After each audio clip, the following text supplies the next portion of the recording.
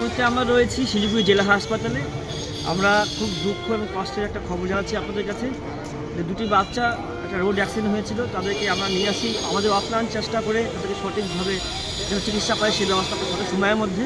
কিন্তু দুর্ভাগ্যজনক একজন আর নেই আমাদের মাঝে, আর একজনের চিকিৎসা চলছে। ভগবানের আশীর্বাদ থাকলে সে হয়তো বেঁচে যাবে।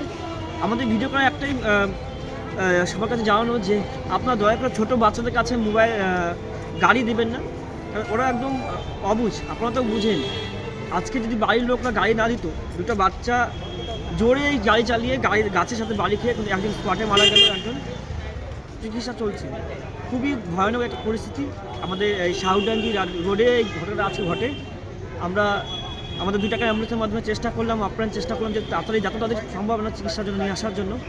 আপনাদের কাছে বলবো যে আপনারা ছোটো বাচ্চাদের দয়া করে প্লিজ বাইক দেবেন না, আর যারা বড় আছে তাদের কাছে বলবো আপনাদের দয়া করে হেলমেটটা অবশ্যই করবেন, গাড়ি আসতে চলাবেন।